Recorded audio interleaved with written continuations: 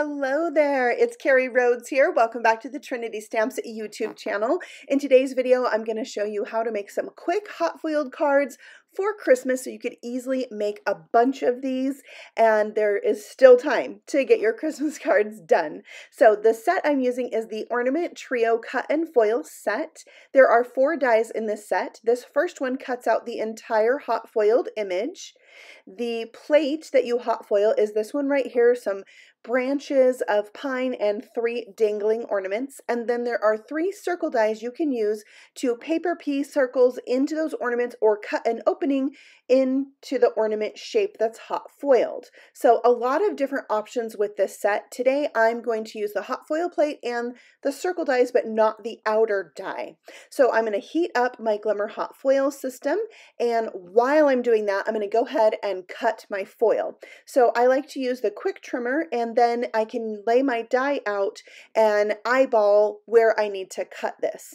And I am using some brass foil. Gold would be good here. I just picked a foil that I had a lot of because I wanted to make multiple of these cards. So the size of the foil is just over 5.5 by just over 3.5. I like to have a little bit of wiggle room, so I cut mine just slightly bigger than what I need it to be.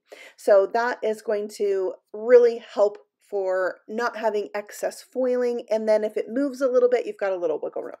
So I'm laying this out on my cardstock. I have some smooth white cardstock.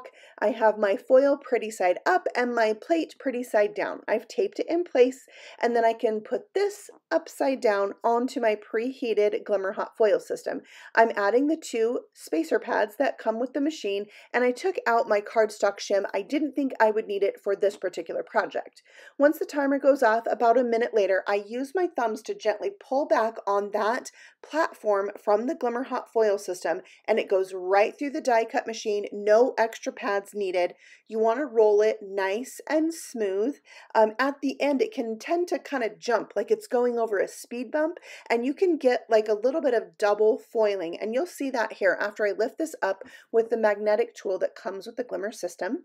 And then I'll use the tape to help me remove that hot plate, and the plate can be hot, but not hot enough if you touched it would automatically burn. So you can see my ornament on the bottom is like a little bit wide. That's where it went over that kind of speed bump, and I got a little double foiling there.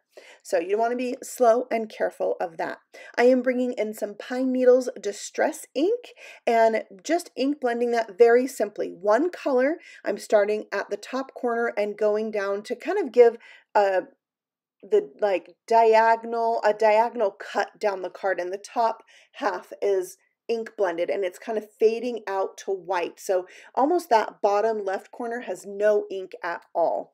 And that's just really easy to do, especially if you're making multiples. So there you can see the ink blending, and I did pick a smooth cardstock because it's great for hot foiling and it's great for ink blending. Now I'm taking a dry baby wipe or paper towel and just kind of buffing out the hot foiling because some of the ink could sit on top of that. Now for my ornaments, I happen to have this scrap of some ink smooshing that I did for another card I made here on the Trinity Stamps channel. I was picking up excess ink and I just grabbed this scrap. So I will link that video at the end of this one if you haven't seen it. It's a very cool shaker card with a really cool background.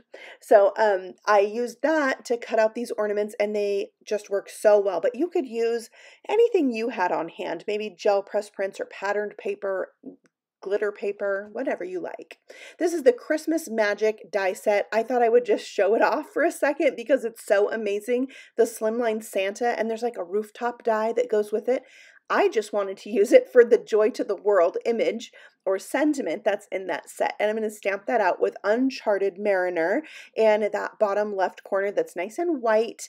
And with the help of my Misty, I do like to stamp it 2 times so it's nice and dark and vibrant.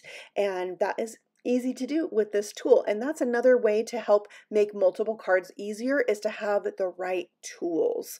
So the Misty is one of those for sure. So there's my stamping. It looks great with a touch of blue on there. I'm adding this to an A2 sized card, so 11 inches by 4 1/4, scored at 5 1/2. And you can see my white cardstock is going top to bottom with a little bit on the side. So it's 5 1/2 by 4. Next, I'm using these Scuba Dive confetti bits. It doesn't seem like the right fit for a Christmas card by the name, but they're light green and blue and kind of silvery with an iridescent finish. So it actually is going to go really well with the colors in my ornaments. And when I went to pull out something gold to add to these, I thought, ooh, this is a little bit more fun. So I'll add those on. Plus they're nice and thin. And if you're sending out lots of Christmas cards, you want to save on postage where you can and not have a card that has a ton of layers. So this is the kind of card that's very easy to crank out multiples, especially if you did it like assembly line style. So I went ahead and made 6 of these and they are ready to go. I so enjoyed making these because it was not a lot of fuss, and right away I had some finished cards, so that made me very happy.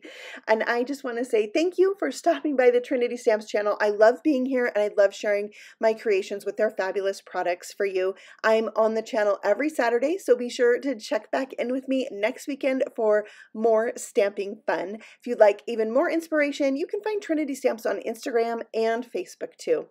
I'll see you all again very soon.